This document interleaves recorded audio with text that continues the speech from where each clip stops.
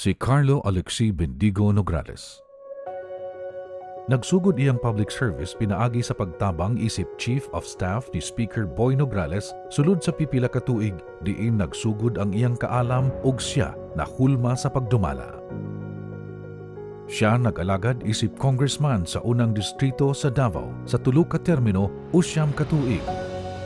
Sukad sa iyang unang termino, tuig 2010 hangtod 2018, si Carlo nahimong aktibo sa Kongreso isip Assistant Majority Leader sa 15th Congress ug Vice Chairperson sa Committee on Human Rights, Chairman sa Committee on Labor and Employment, ug Vice Chairman sa Committee on Revision of Laws.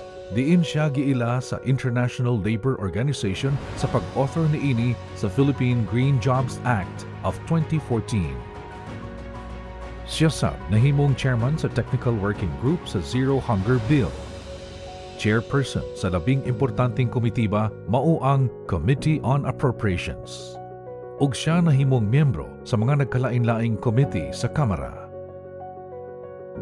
Sa iyang pulido nga pagpanerbisyo, si Carlo nakahimo na og marka ug gigawaran nga Most Outstanding Congressman sa pipila ka tuig.